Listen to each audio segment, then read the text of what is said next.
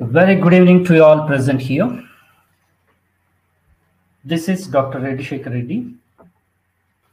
Welcome you all. I take the privilege to invite you all to the today's 94th session of LTI webinar in the series. So today we have with us Dr. Dhanya Bhaskaran to take the session on experiential learning in ESL classroom. And we have Dr. Prakash to moderate the session. First of all, I take the privilege to invite the resource person to the session and moderator Prakash to the session, and each and every one of you who have joined from different places all over the country as well as from abroad. I take the privilege inviting each and every one of you to the session. Before moving on to the session, I request all of you to look at the short video about LTOI.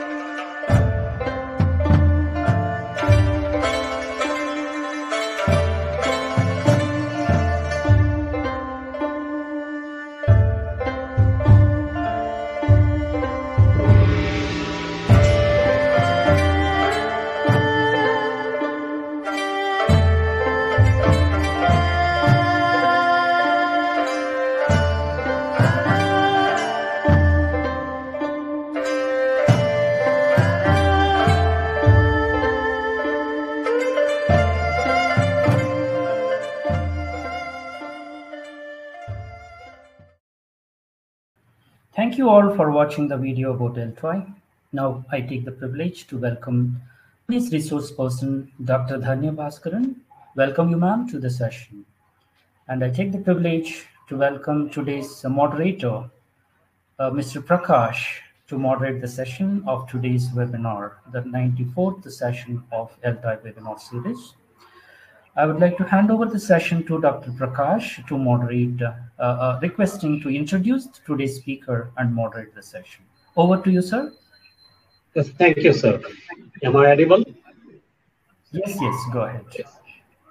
Very good evening to all the participants and resource person and the host. It is rightly said by John Keats, nothing ever becomes real till it is experienced. I would like to welcome you all to the Vertai webinar 94. And the topic is experiential learning in ESL classroom. It is my proud privilege to introduce today's resource person, Dr. Dhanya Bhaskaran. Dr. Dhanya Bhaskaran has been actively engaged in the field of teacher empowerment and corporate training for the past 16 years. Dr. Dhanya is specialized in English language teaching, language skills development, business skills development, soft skills development, teacher empowerment, KG teacher empowerment, and storytelling. She is currently working in Macmillan Education, India as a senior manager product, marketing, Kerala region. She is associated with eminent agencies and NGOs such as TCS, APF, and RELO, and even LTF. Dhanya has presented research.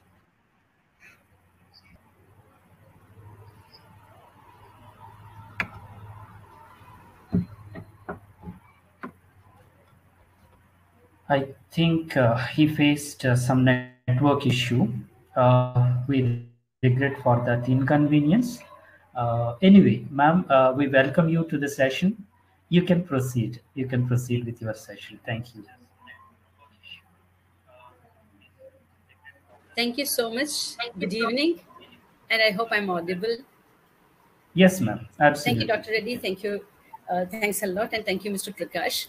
And a special thanks to LTI for inviting me again to meet and interact with eminent educations and academicians from across the country and elsewhere. And when I received a call from LTI, the team members of LTI, and asked me to do a webinar, at that moment I was actually reading something on experiential learning, and I just agreed to, okay, let me do something on experiential learning. I didn't think much about it when I committed it, and turned out to be a great learning opportunity for me, because I think that's a buzzword right now in Indian education system. After NEP's implementation strategies are being discussed very widely across the country. Experiential learning is definitely not a new word for us. It has been there for a long time, both in Indian and Western philosophies. However, it's the NEP and its implementation strategies and discussions on how to plan different programs for implementing NEP or NEP in action. That's what triggered a new interest among a lot of us about experiential learning, or EL, as they usually mention it in the acronym form. And to start with, I'd like to depend on a presentation, because I've got only 30-35 minutes, and nothing better than a presentation, a PPT, when it comes to short presentations. Experiential learning can be very easily understood or defined as learning by doing. So the moment we hear learning by doing, we're forced to remember, or we are forced to think about John Dewey.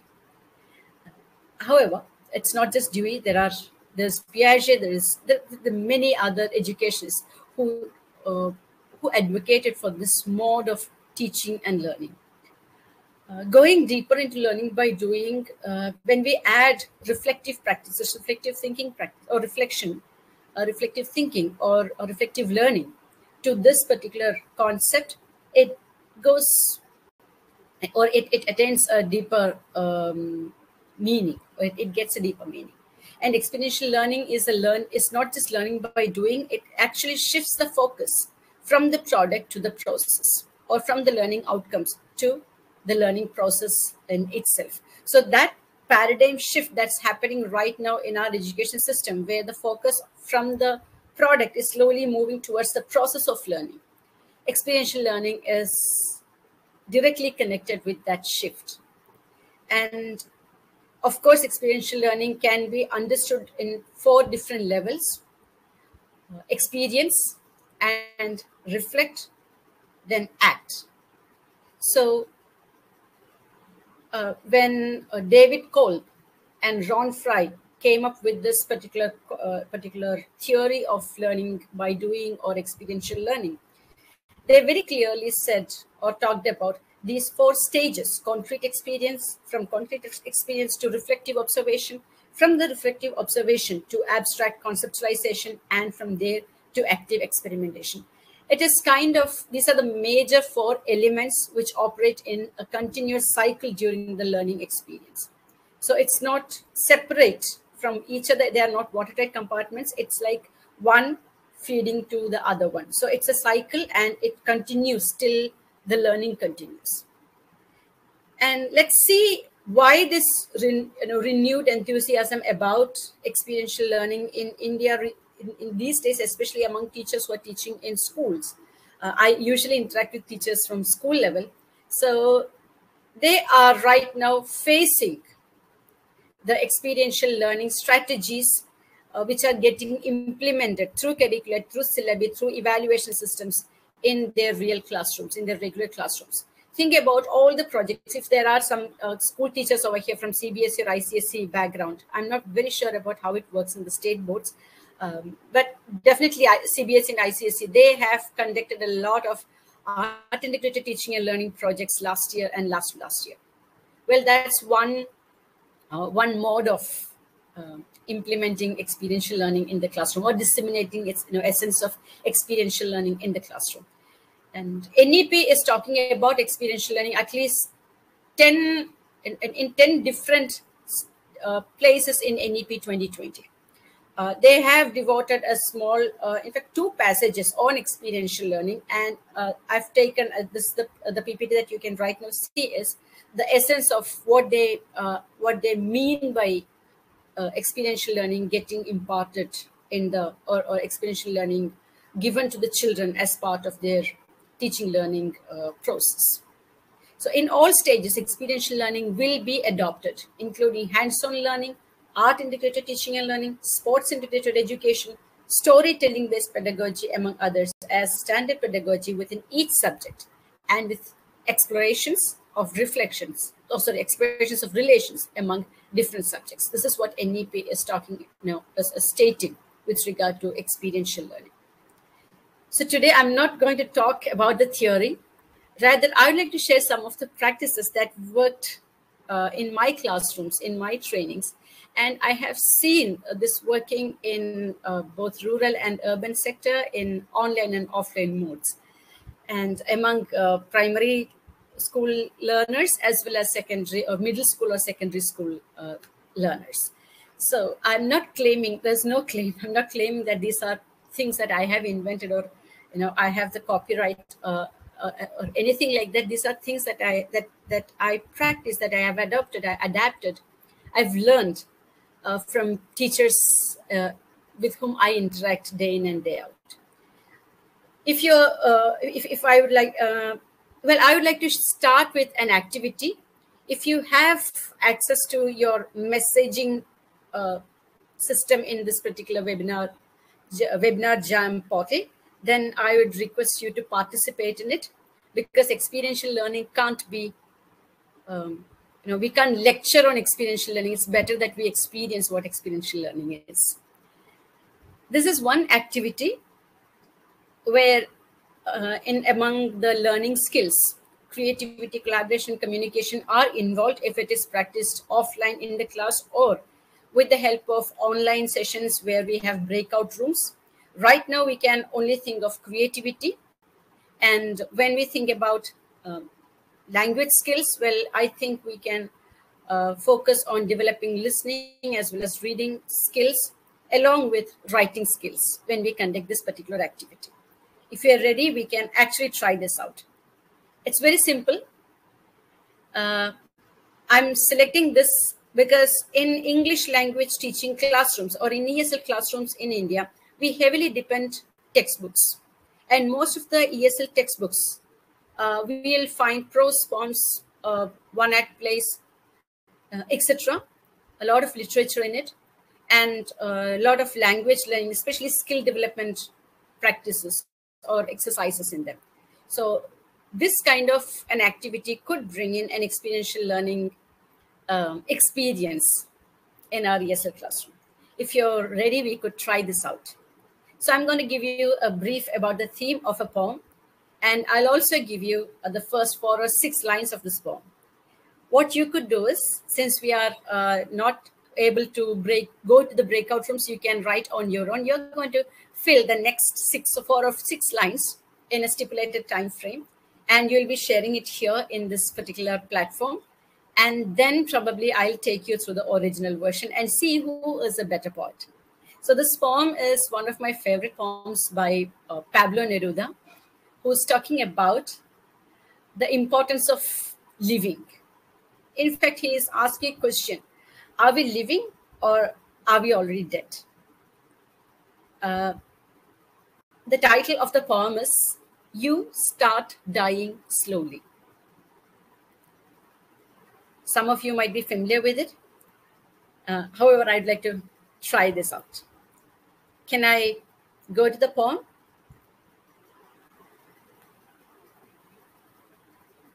These are the first 5 lines of the poem. In fact, 6 lines of the poem. You Start Dying Slowly by Pablo Neruda. You start dying slowly if you do not travel, if you do not read, if you do not listen to the sounds of life, if you do not appreciate yourself. You start dying slowly. If you are Pablo Neruda, what would be the next 4 lines or 6 lines? I'd like to read or listen to you. If you can type your answers and post in the chat box, that will be great. We will go through the chat box once we receive the poems.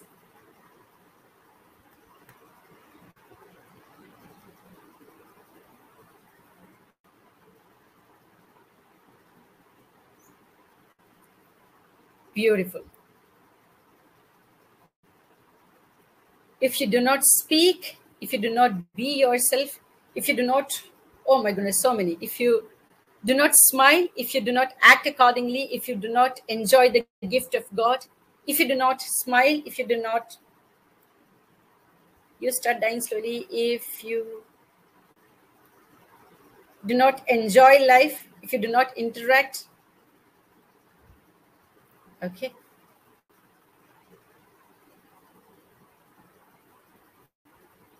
There's so many poems emerging right now. If you do not love, if you do not help others, if you do not live your life, if you do not live in the moment, beautiful. If you keep thinking back, you start dying slowly, right, Mithali? If you start dying slowly, if you do not know yourself, if you do not enjoy the nature, if you do not act wisely, if you do not move, if you do not express, of course, if you do not explore the possibilities within you, if you do not change, if you do not sing those songs you love, if you do not appreciate beautiful Mahabunsya, if you do not enjoy each second, if you do not dream of your future, if you do not bounce back from your failures, wow, I'm thrilled. If you do not live if you do not alive to your surroundings, if you do not learn new things, if you do not appreciate your life given by God, okay, if you do not enjoy this moment, if you are not free before students to practice what you have learned, if you do not think positively, if you don't exchange and share, oh my goodness, thank you so much. Thank you so much. This is a poem by Nobel laureate Pablo Neruda, and I think I have so many Nerudas right now in front of me. if you do not see the worth of everything,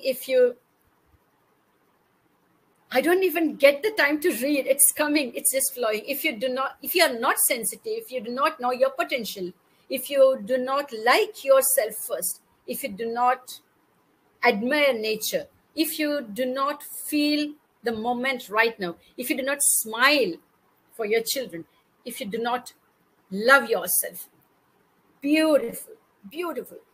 Now, let me ask you something. Did I force you to read the first 6 lines, or was there a purpose for you to read? I hope I didn't push you to read it. I just tried to create a purpose. That was my humble attempt.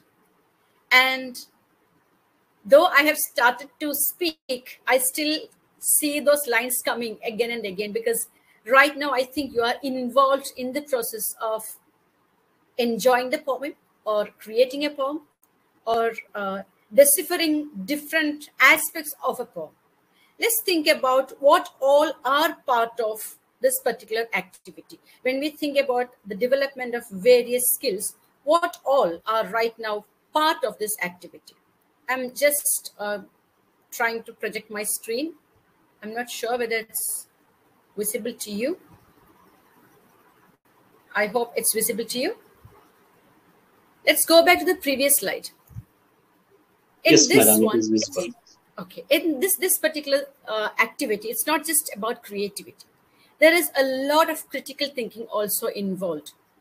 Because when you write, you thought about the structure of the poem, the words used in the poem, the theme of the poem, and you connected them all together to construct your own lines, which will go along with the first part of the poem. So there is definitely a lot of critical thinking involved in it. And of course, there's a lot of creativity. If you're doing it in a classroom with small groups, the children are going to be immersed in this activity. They won't bother about whether they are speaking right English or wrong English. They won't hesitate to speak English, because there's a purpose for them to use this language. And there'll be free communication flowing. And as a teacher or as a facilitator, we will be able to encourage children to actively participate in this learning process. Now, I'm sure most of you would like to see what exactly are the next few lines of the poem, and who all wrote or whose poems are very close to the Nobel laureate's poem. Let's start once again. You start dying slowly if you do not travel, if you do not read, if you do not listen to the sounds of life, if you do not appreciate yourself. You start dying slowly. Let's read what Neruda has to say. You start dying slowly when you kill your self-esteem, when you do not let others help you. You start dying slowly if you become a slave of your habits, walking every day on the same paths. If you do not change your routine, if you do not wear different colors, or you do not speak to those you don't know. You start dying slowly if you avoid to feel passion and their turbulent emotions, those which make your eyes glisten and your heart beat fast. These are my favorite lines, the last few lines. You start dying slowly if you do not change your life when you're not happy with your job or with your love. If you do not risk what is safe or uncertain, if you do not go after a dream, if you do not allow yourself at least once in your lifetime to run away from sensible advices, you start dying slowly. So, I'm not forcing my learners to read the poem. I'm not, there is a disturbance. If the person who has switched on the mic could please mute. Okay. So I'm not forcing my learners, as a teacher or a facilitator, I'm not forcing my students to, or my learners to read the poem. In fact, I'm just providing a purpose. And when we try to give these kind of activities where there will be a lot of collaboration, critical thinking, and creativity involved in the activity, definitely there will be a lot of experiential learning happening in the classroom. Dr. Reddy, I can hear a lot of disturbances. I don't know from where it is coming. If there is somebody who's unmute, could you please mute that person?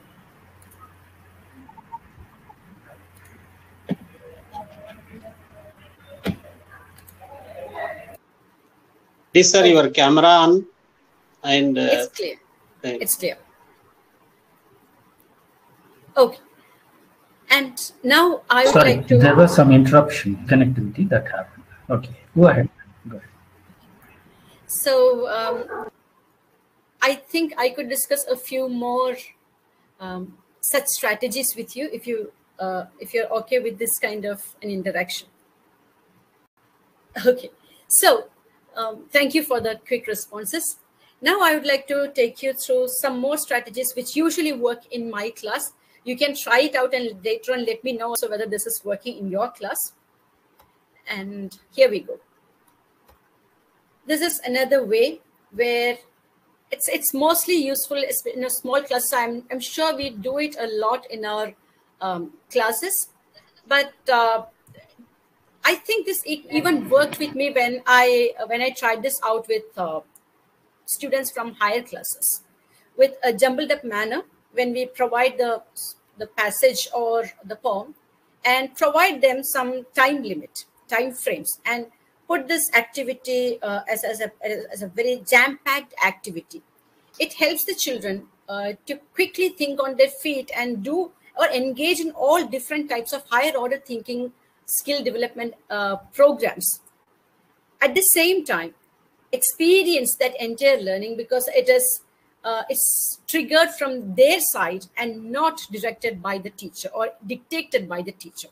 So this activity also would be quite helpful among learners in our classrooms. Another thing that always worked in my class, this is, I don't have much time to engage you in this activity, but I can give a description how it happens step by step. Something that recently has caught the attention of educationists in India is the regression in reading levels along with their regression in their numerical abilities. So Azim Premji Foundation has come up with a report, and it said that almost 80% of students in India are currently facing this issue. It's not just learning gap that has occurred after the 2-year-long learn from home model of learning, but it has actually hit, and the hit is so bad that we are feeling a regression among students, especially in their reading and writing skills when it comes to language classrooms. So in order to motivate children to read better, this strategy, I hope, would work in the classroom. We could divide the class into 3 or maybe 4 or 6 small groups and provide the major areas which the child should read as different parts, and provide one part each to each group. Ask the children not to read it, but to prepare strong, solid, tough questions, which should not be easy for the other group to crack.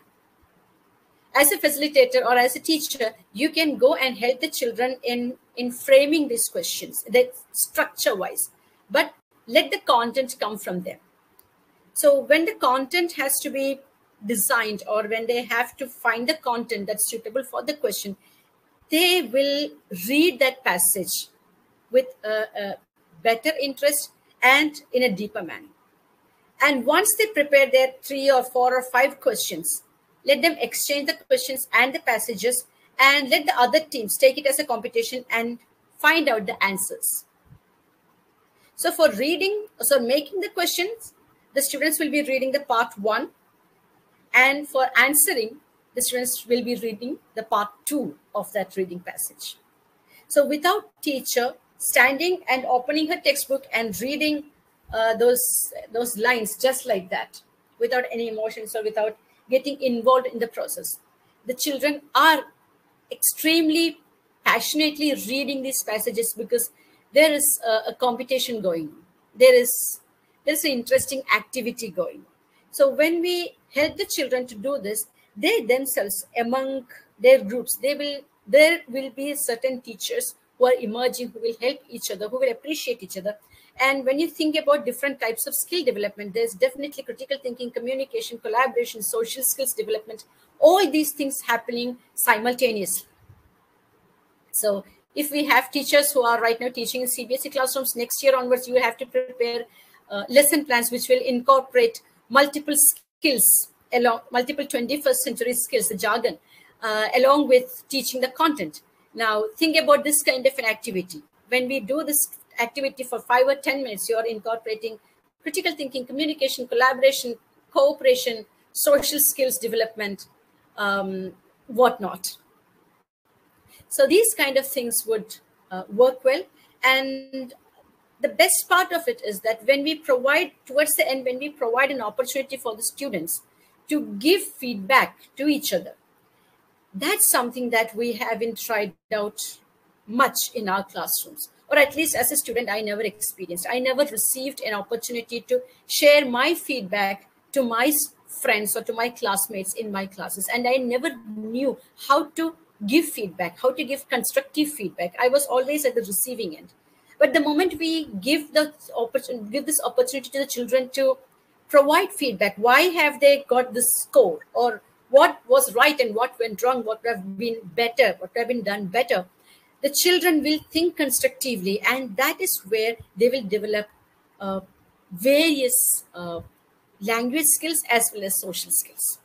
So this is another experiential learning activity that we can use in the classroom, I think.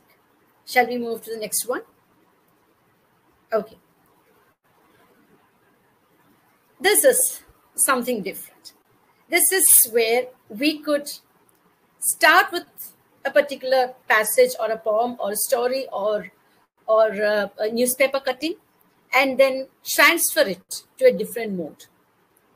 So recently in one of my sessions with my tribal students, I tried this out with students from college level, UG1 and UG, undergraduate students of year 1 and year 2. And they were supposed to learn a poem, a story, Gift of the Magi. It's prescribed for them.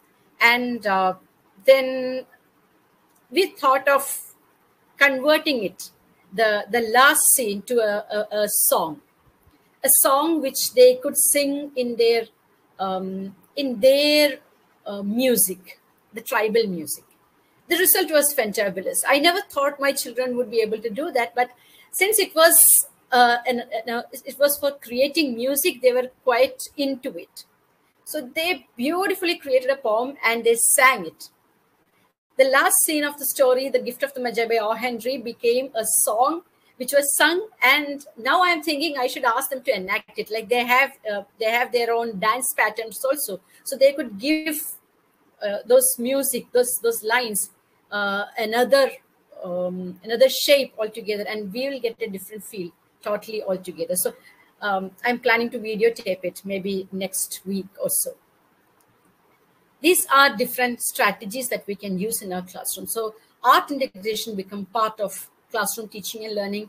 And when we incorporate such strategies, definitely those learnings will stay in our mind for a longer period. Another activity that usually work in my class is this. Please don't try it out without preparation. This activity, blackout poems, need a lot of preparation, because we can't use an entire newspaper to do this. You have to find those articles which you think will have the theme that you want the children to write. So for example, recently in one of the teacher training sessions that I have conducted for teachers in South Kerala, what I did was I gave them the theme of it was about dreams, and I gave them the column, the editorial column of the Hindu, and then only that particular column, the words, and then they did the blackout poem out of it. If we provide an entire newspaper, it will be very, very difficult for students to find it out or figure out or fish which word is right and which word is not, and it'll be a lot of confusion. So you please practice it before you conduct it in the classroom. But the next one, this is rather easy. You can give them one sheet of paper, newspaper, and they could try this out. The children will definitely enjoy these kind of activities. So it can be theme-based, it can be also about certain ideas. It can even help you to plan a brainstorming activity in the class. You can adopt it and adapt it. These are just simple ideas. Okay, so let me move to the next slide. When we teach them paragraphs, longer paragraphs, which is following certain chronological order in it, it's better we help the student to prepare these timelines. There are a lot of mind mapping techniques which I've seen in various textbooks, but I haven't seen this timeline practice very often in the textbooks. I don't know why. Maybe it's there in history textbooks, but language textbooks, I haven't seen them quite often. So to understand the children's comprehension level, time framing or the timelines or river of life helps a lot. River of life is, or river of life can also be practiced in a different way. For example, in my sessions with students from NIFT, National Institute of Fashion Technology, those students, they have a lot of creativity in them. They might not like to write as such, but they would like to express themselves in different forms, in various forms of art. So River of Life came out to be a beautiful experience, even for me as a teacher. That when I asked them, I gave them a small biography to read, and I told them that if you can convert this biography to a river of life of that particular person, how would you picturize it, or how would you portray it, or how would you present it? And the students, they came up with 3D presentations, drawings, even poems. It's a totally reviving experience for me, because I cherish those moments, and they are part of my learning now forever. So River of Life is a beautiful strategy that we can use in any class for that matter. And it can also be about the river of life of each student, where we encourage the children to talk about their own experiences, their own lives. And sometimes we'll get to see, a lot of things that we wouldn't even imagine to see or learn in our lives. It comes from our children, and we just need to be very open and sometimes even casual about these activities in the classroom. Usually teachers ask me, ma'am, this is all fine, it sounds beautiful, but shall we get time to put them into practice? Well, if we can plan our activities well in advance, definitely we can put it into practice in our regular classroom. Because think about the time we spent on simply standing and reading the biography or autobiography of somebody, which is part of our teaching course. Ask the children instead to read and prepare a river of life. They'll come with original ideas. They'll come with their own understanding. The very portrait or the very picture or with the very output that they bring to your class will tell you volumes about their comprehension, their understanding, their efforts that they have put in to understand this particular chapter. Right? Try it out. I think it worked in my class. It must work in your class as well. Okay, let me go to the next part of my PPT.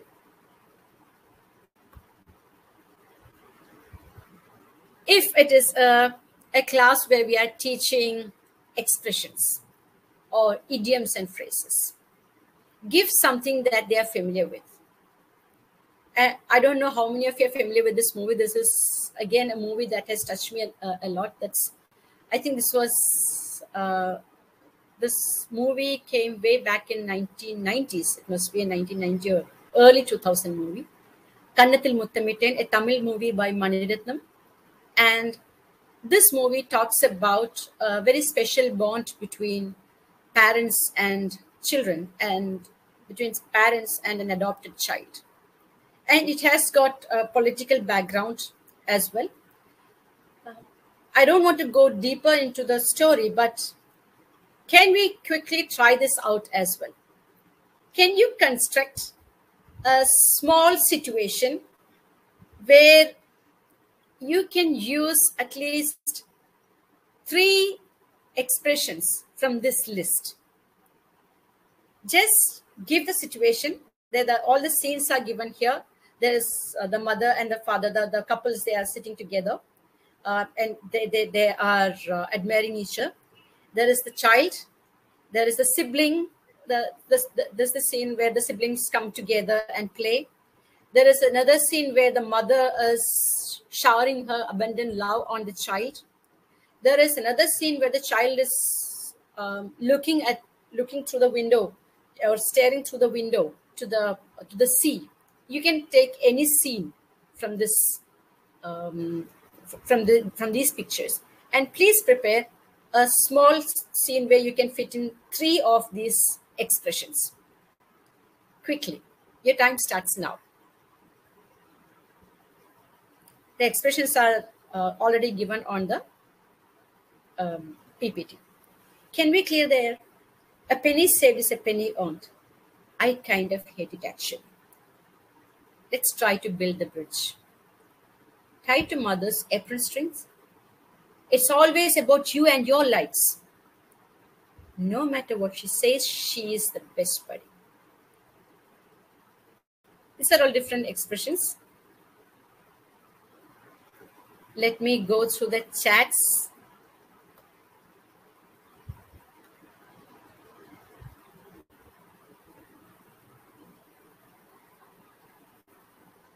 Okay. This might take some time. She always offered a shoulder to cry. Yes, but the mother and the child, when they hug each other, she always offered a shoulder to cry on. You know what? Just forget it. When do you think they are going to say that? You know what? Just forget it. Which scene will that dialogue fit in? Please write the dialogue and the scene which you think that particular dialogue will fit in.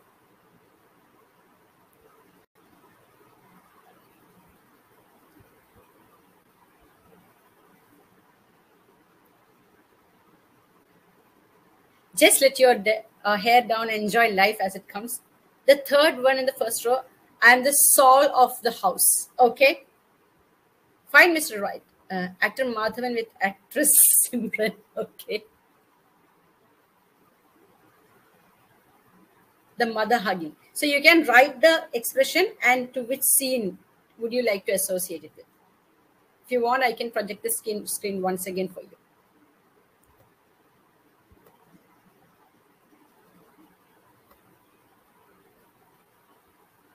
These are the scenes and these are the expressions.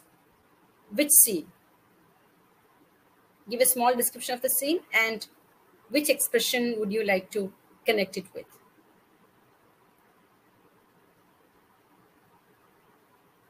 For example, there is a scene where the whole family is coming together, and it could be like, you can associate it with like 2 peas in a pod to show their relationship, to show the close-knit family and the affection of the family.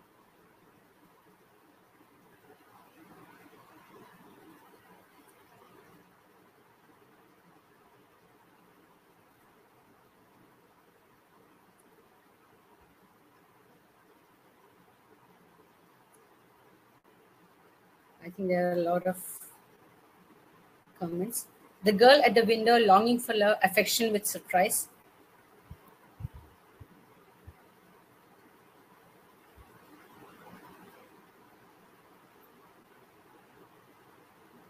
Beautiful.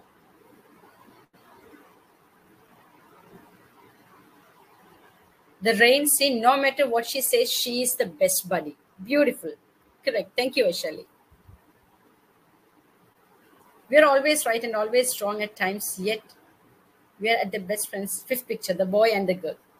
Right, thank you. Tied to mother's apron string. bond between mother and daughter, right? Okay.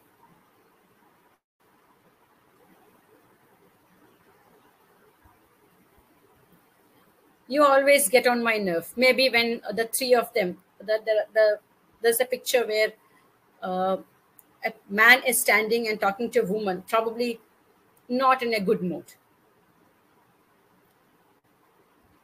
Thank you. Thank you so much. Thanks a lot.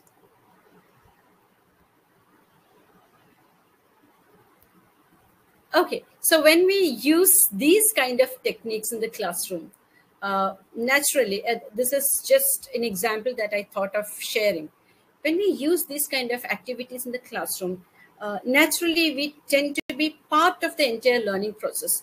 Without hesitation, we'll try to use those idioms and phrases and things will happen. There'll be action in the classroom. There'll be a lot of action in the language classroom, so that children will be immersed and involved in the activity, and they engage in this activity not by any extrinsic motivation, but with sheer intrinsic motivation. So whenever we think of transferring our classroom from a teacher-centric, from a lecture-oriented, from a monologue-oriented classroom to a classroom where there'll be dialogues, there'll be activities, there'll be action, we need to think and plan our techniques. We might have to slightly, change our conventional strategies. We might experience certain difficulties at the beginning, because we are also, in general, not quite used to the different types of learner-centric strategies in our classrooms. And this is not a carpet bombing statement, but I have seen many of my teachers struggling when they think of moving from teacher-centric or lecture-oriented to learner-centric and activity-oriented classroom. But somewhere we have to begin, somewhere we have to start. And let our next class be the starting point, is what I wanted to, share with you. These are things that worked in my class. These are things that probably some of my trainees, my teachers used in the class, and they told me that things like this always worked in their classes. And let me now move towards the end of my presentation. It's almost time, I think. So, give me 1 second.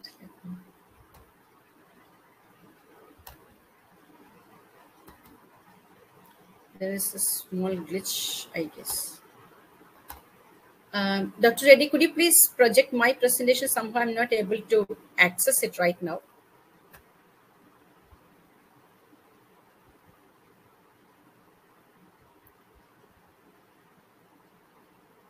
Could you please project?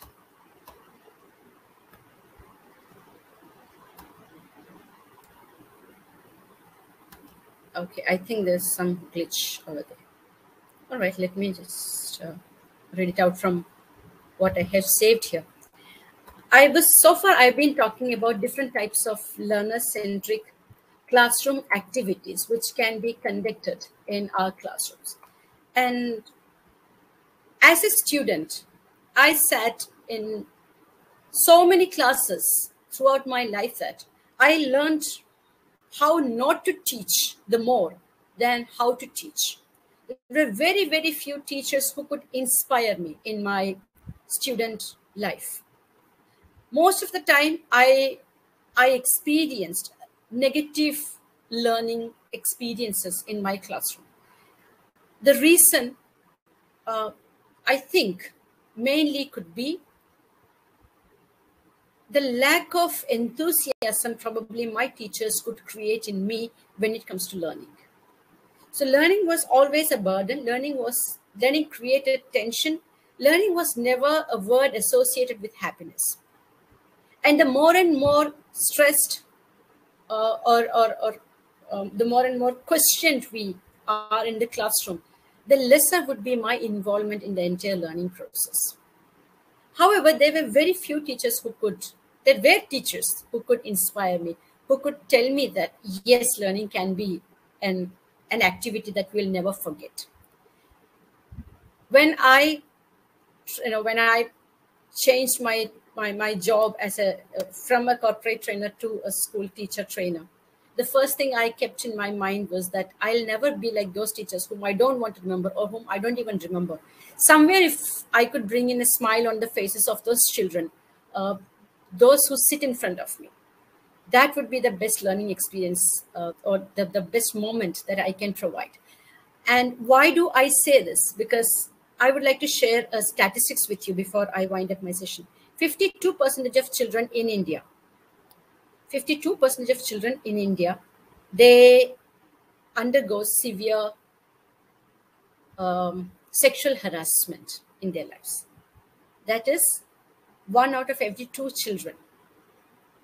I haven't talked about physical abuse, verbal abuse, emotional abuse. No, this is sexual abuse.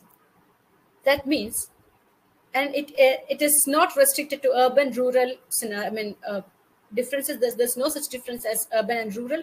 There's no such difference as economically backward or economically forward, or culturally or regionally or socially forward or backward. There's no such differences among the children when we think about the statistics. This is a National Crime Bureau records statistics that has been that's there in the public space for us to verify. Those 3, 4, or 5 hours the children spent with us at school could be those moments or hours where they won't think about those traumas back home. Those 5 or 6 hours would be the time where they will be just living their life at its fullest.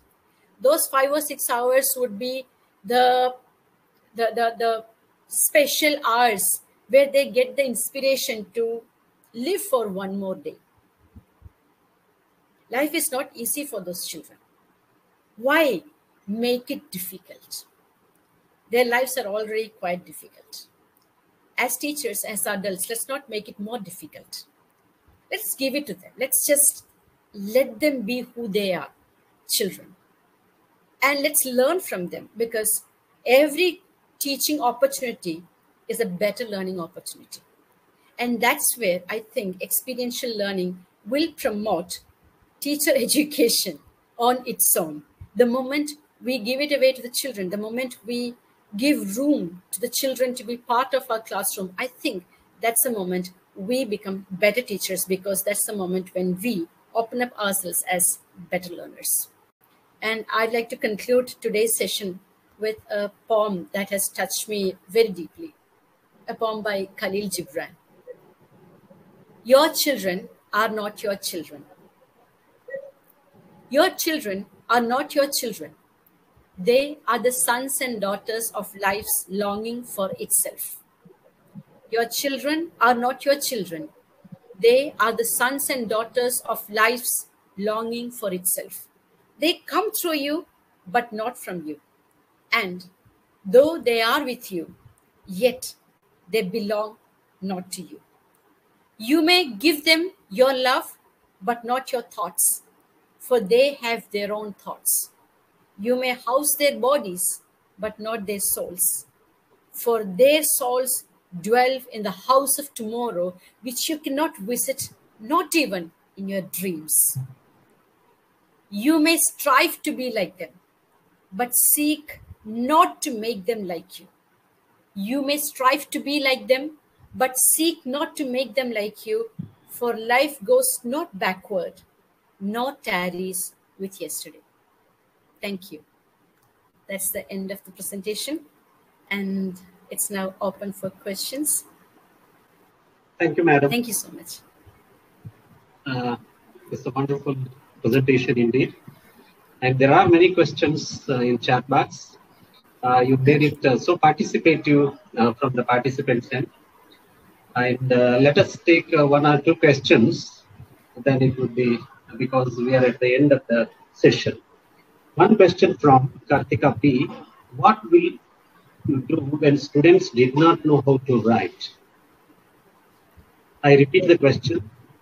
What will you do when the students did not know how to write? Okay, so there are different strategies where we teach students to write.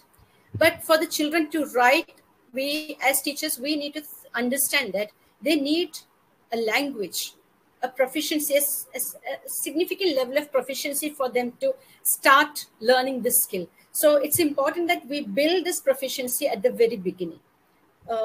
An exposure to language through listening, speaking practices, and slowly then convert them to reading, and then from there go to writing. I think that's how the cycle goes.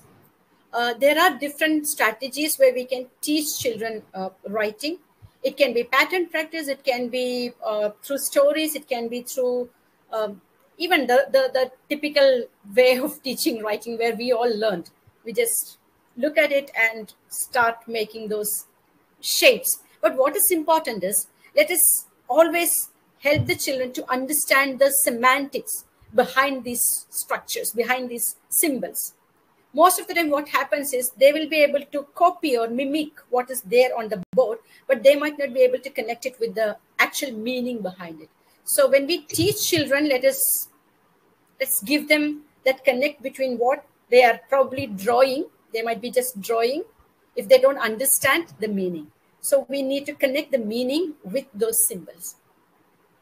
Yes. And somewhere I saw the difference between experiential learning and experimental learning. I'd like to address that question. Experiential learning is an umbrella term within which we have art-integrated teaching and learning coming across, activity-oriented teaching and learning, experimental learning. All these things are they're part of experiential learning. So experimental learning, if you think about your science class, the experiments, and you have done that and you have learned, and that's more of experimental learning. However, experiential learning definitely is much larger when we connect these two things. Thank you, madam, for answering that question. We have a number of questions till now, but this time will not permit us to go with the questions. But we will post questions to you through mail, and you can respond to the participants. I'm going to share. I can share my number if you wish.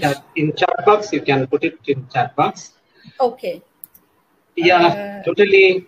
It is a wonderful session, madam.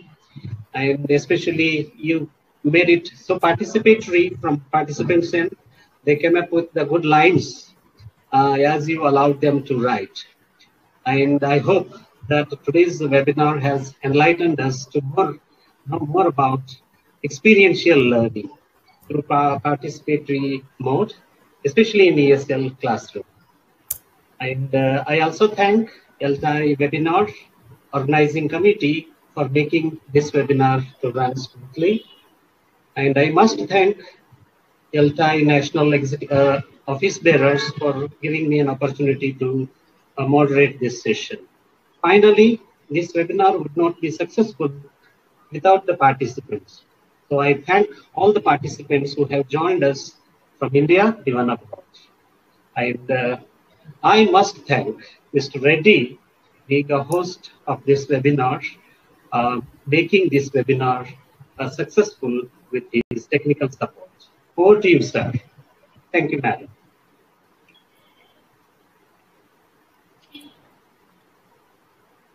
Ready, sir? Over to you.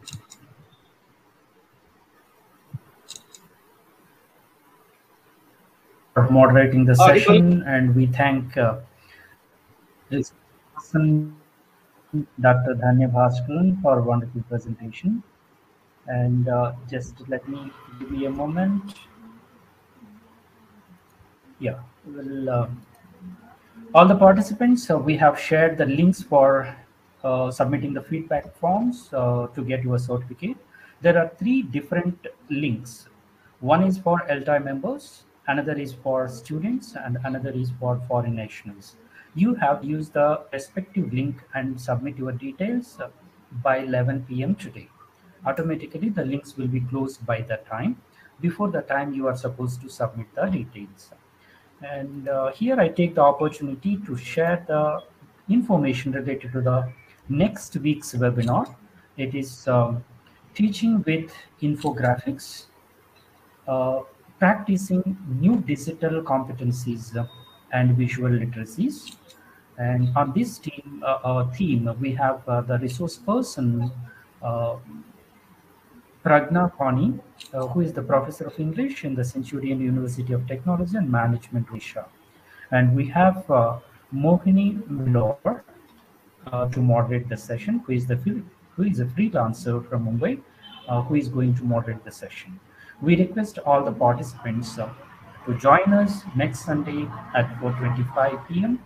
to join the session and have a wonderful experience with the session. Thank you, everyone. Thank you so much, ma'am, on behalf of the time. Thank you. Some of them have asked for my mobile number. I have just typed it in the chat box. Chat box. Yeah, you can share it in the chat box. It's yeah. If you want to write it down or note it down, I can quickly tell that before we close the session. It's 75609 66622. I'm just putting it here once again. 75609 66622. That's my WhatsApp number. If you're sending a message from outside India, probably +91 is the code, I guess we need to add. Thank you, Elka, and thank you, Dr. Reddy. Once again, I request the participants just to fill out your details using the respective Google form. The links are shared in the chat box. Use those links. Thank you, ma'am. Thank you so much.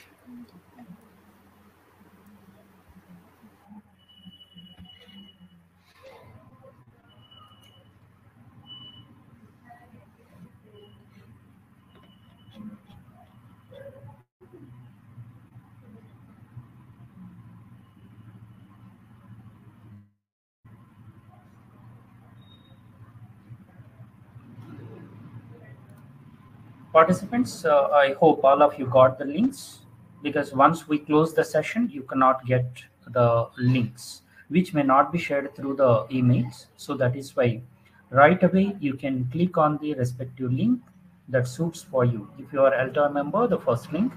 If you are a student, the second link. If you are a foreign national, the third link. Respective link you have to click and fill your details and submit it right away. That would be nice.